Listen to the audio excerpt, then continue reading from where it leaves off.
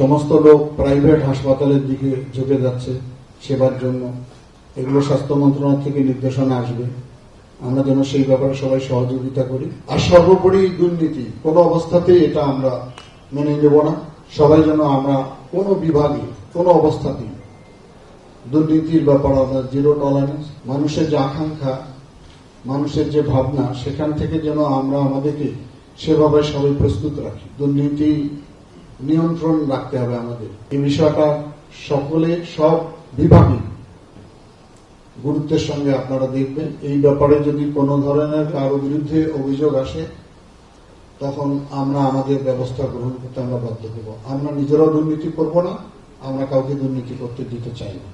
আমি খুবই খুশি, আনন্দিত যে জনগণ আমাদেরকে অনেক আশা নিয়ে ম্যান্ডেট দিয়েছে। আমরা তখনই বেশি খুশি হব যদি জনগণের আশা আকাঙ্ক্ষাটা আমরা বাস্তবায়ন করতে পারি। তবে মানুষের কিছু মজ্জাগত চিন্তা ভাবনা ধারণা এখনো ধারণ করে সবাই, আমরাও করি। এখান থেকে আমাদেরকে বের হয়ে আসতে হবে সবাইকে। আগের মতো আর বাংলাদেশ চলবে না। বাংলাদেশকে একটি সঠিক জায়গায় আমাদেরকে নিয়ে আসতে হবে। আমরা সবাই একই পরিবারের, আমরা সবাই যাতে নিজেদের মতো করে ভাবনা করে একটি সঠিক বাংলাদেশ, একটি মানবিক বাংলাদেশ, গণতান্ত্রিক বাংলাদেশ, সম্প্রীতির বাংলাদেশ আমরা করতে পারি।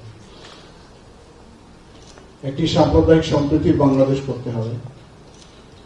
নির্বাচনকে কেন্দ্র করে হয়তো দুই এক জায়গায় কোথাও কোনো ধরনের আইন শৃঙ্খলা, যদিও তেমন বড় কোনো ঘটনা ঘটেনি, এটাকে খুব ভালো করে অ্যাড্রেস করতে হবে যাতে এই ধরনের কোনো ঘটনা না ঘটে।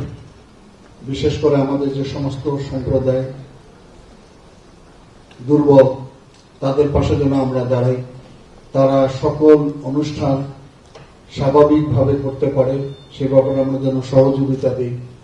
বাংলাদেশ যেন একটি মানবিক সাম্প্রতিক সম্প্রীতির রাষ্ট্র হিসাবে আমরা করতে পারি।